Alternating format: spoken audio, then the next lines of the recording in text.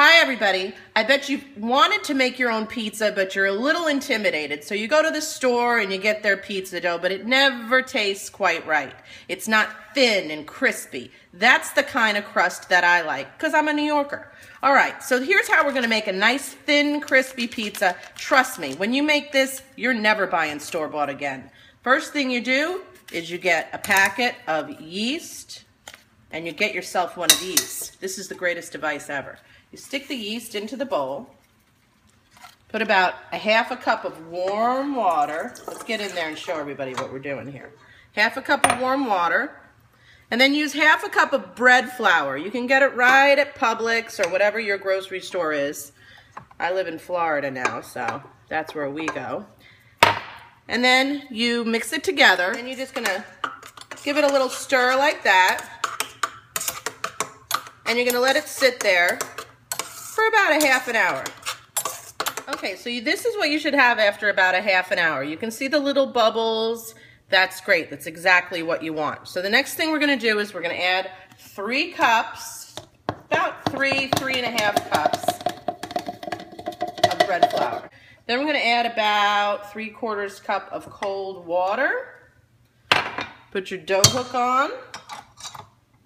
You've got to invest in one of these things. I use it for everything.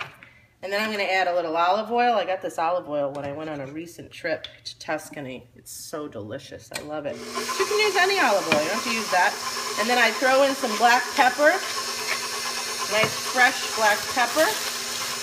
And then some salt. And then you're going to mix it. A little more olive oil.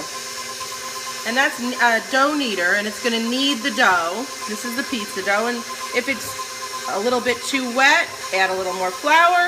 If it's too dry, add a little more cold water, but let it mix for a good 5 minutes before you make that decision on whether it needs more water or flour. So this is after about 60 seconds. You see the dough is starting to come together.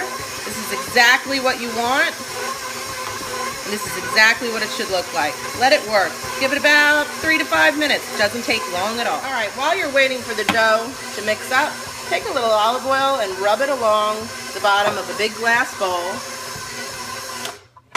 Once your dough starts creeping up the dough hook, it's done.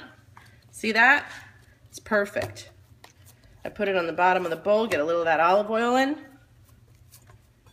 stick it in the bowl, cover it with some paper towels or a tea towel, and let it sit for about 2 hours. You might say we're sitting for 2 hours, but you're not doing anything. The dough is sitting there doing its own thing. You can do whatever you want to do. You can work out, you can run around the block, you can decorate, you can make a phone call. 2 hours of doing nothing. It's doing all the work. So it's been 2 hours. We take it off. Now you see how the dough's risen? Here's all you do. Punch it down, turn it over. That's it. Now just wait another hour and you have pizza dough. If you think about all the steps that we did to make this dough and you combine them, it took about 5 minutes of actual work. So I don't want to hear that it's too complicated to make your own pizza dough, because it's not. Okay, now we're just going to make a very quick and easy pizza sauce. Don't buy the jar in the store. You can make it. You'll know where it's coming from. I mean, do you really want to eat something and it's made from a factory and people you don't even know? No. So a little olive oil in the pan. You're going to have 1 onion over here. You can see that we chopped it up. I always smash my garlic first. See how easy I can take the peel off? And then I'm going to cut it like so. I'm only going to use about 2 cloves of garlic. Normally I use a ton of garlic, but this is pizza sauce. We don't want it to be overwhelming garlic flavor, okay? So, we'll take the onions and the garlic and drop it in the oil. It doesn't have to be hot before you throw it in there. I mean, I'm not a particular chef, so let's get it in there.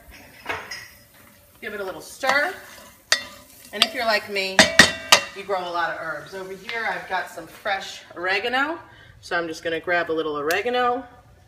I'm going to get myself a couple of basil leaves. I like the little baby basil leaves too. They give a nice flavor. Give it a little rinse over here in the sink. Okay, so you can take the oregano leaves off, like so. You can hear the sizzle of the onions and the garlic, and then you're just going to give it a nice chop.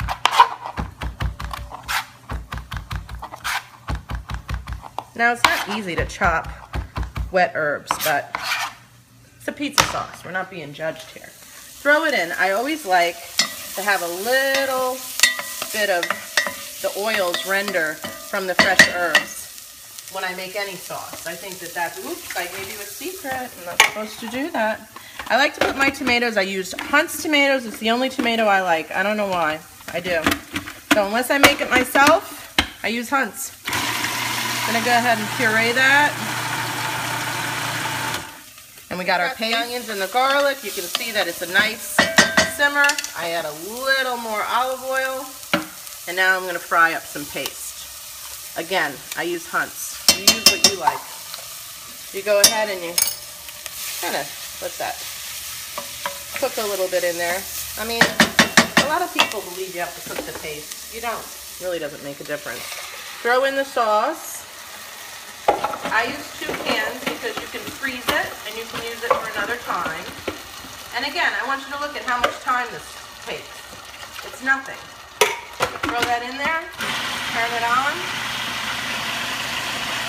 When you think about the difference between the flavor in this versus what you buy in a jar, there's no need to buy anything in a jar. All right, so for my tomato sauces, I only use iodized salt. I don't like sea salt in my tomato sauce. I'm funny. Use a good amount of salt because tomatoes need a lot of salt. And then, of course, fresh ground pepper to taste. I like pepper. My family likes it. Now, you might think this is a little over the top, and I'm sure it is, but you don't have to grow your own carrots. I do. This guy's little. Let's see if we get a better guy. Oh, he's probably going to be good. Ah, okay. We got a little carrot. We added it to the sauce, and that is what's going to give the sauce a kind of balanced sweetness that goes along with the savoriness of the tomatoes and the saltiness of the salt and also the savory of the spices. So that carrot, that 1 carrot, is going to balance out the rest of the flavors. You can add sugar if you like. You can add, of course, store-bought carrots, but I always prefer, if possible, to add natural ingredients rather than sugar to give my recipes a sweetness. Now, it's not going to make your sauce sweet.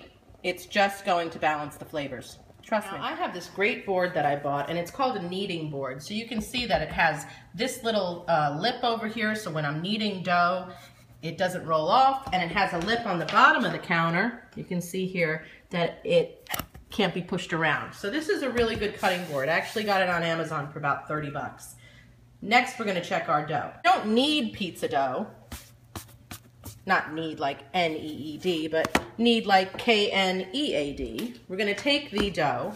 We're going to put it on the floured surface, just because we don't want it to stick. And you're going to get 4 pizzas out of this dough. Just cut it like this, and like that, and like that. And each portion, gotta cut a little better. Each portion is going to be able to be rolled out for 1 pizza. How easy was that? Okay, so this is a pizza stone that I got. It's called a grill pizza stone. I got it at Williams & Sonoma years ago. This is what I recommend. It is the closest thing to getting a pizza oven result. Take a little olive oil, spread it on the bottom, like so. Then you take your dough, push it out a little bit. I have one of these little rolling pins. I just love it. All this stuff you can get anywhere nowadays. And you just roll the dough out. You can see that it's going to make holes, then you just crimp it and you keep trying to roll it out. I mean, this isn't, you know, perfection. You're just trying to make the best looking, size-wise, pizza dough that you can make. So roll it out nice. I roll the edges in just a little bit to give it like a little crust. Looks like a little tiny crust. You will love the consistency of this dough. Now this is a little spice I got at Williams & Sonoma, and I'm not a huge fan of the food at Williams & Sonoma, believe it or not. But I do like this. It's called pizza seasoning. And it's a little hot, so be careful if you make it for the kids. Don't add too much. But I like to put it on the crust. I'm going to add the sauce. So I just spoon it in just like you see them do in the pizza store. And I go ahead and I add my sauce. It smells delicious. All around. And I add a little extra sauce, and I'll tell you why. Because it cooks. Cooks like into the dough or something. I don't really know the metaphysical properties of what happens. But I can tell you that every time I add a little extra sauce, I'm never sorry. Now, I don't add my cheese at this point. I will go ahead, however, and add any meat toppings. So I'm going to add a little bit of sweet Supersad, which is like my new favorite thing, and some prosciutto. And the other half I'm going to leave plain because I like to leave it plain. Now I'm on a low-carb diet, and I got to tell you, once this cooks, there's barely any crust or dough there. It's such a thin, cracker-like crust. So you can add all kinds of toppings. Obviously, this isn't dietetic, but you could add broccoli, turkey, all kinds of toppings on this to make it even more healthy. But prosciutto, surprisingly, is high in protein, and if you trim the fat, really isn't high in fat at all. So prosciutto, if you look at the actual health quantities or the health nutrient values of it, is really not a horrible cold cut to put on. This is exactly what you want. You want a little bit of crimping on the edges, a little bit of brownness, and then you're going to start adding your cheese. Now my blend is Pecorino Romano. You know what? I know what you're thinking. You're like, wow, she shredded her own cheese. And I'm sorry, this is not Pecorino Romano. This is actually Parmigiano Reggiano. So let me correct that. And you're thinking, wow, she's shredding her cheese, making her dough. This is just too much. But in the condensed time it's taken me to make this, I bet you spend 10 times more than that every day at a job for somebody else. And obviously it's for you too. But this is what goes into your body. So you should be spending at least some quality time on what you put inside yourself, don't you think? All right, we're gonna go ahead, and I like regular shredded mozzarella. Now, you know, you can go fancy and use, you know, fresh mozzarella and slice the rounds and do a little Patsy Grimaldi's for all you New Yorkers. I mean, I say I'm a New Yorker. I was born in New York and I lived there afterwards. I'm probably more of a Floridian for sure, but my heart's there because I love the people and I love their food. So I use shredded mozzarella because I think that it tastes better on the pizza. It melts more evenly, and I think you just get a better all-around flavor. We're going to go ahead and leave that on there for another 5 minutes, and we'll check back with you in 5. Now you see the pizza. Don't worry if it doesn't come perfectly off the round. It always does, but it's not going to now because I'm making a cooking show. All right, so there we go. Stick it on. And I am going to show you my picture from Facebook where it comes off perfectly. But anyway, this is the idea. It tastes delicious and it's really easy to make. Enjoy. Bon appetit. Here's the crust. Now see if you can hear this.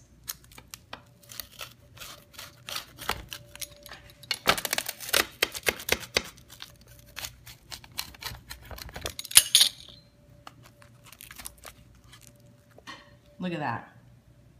See the thinness of the crust? And underneath it's cooked beautifully. It's really delicious. Let's give it a little taste. Show the crust. Show everybody what we got. Wow. It's hot, huh? Excellent. I gotta eat more.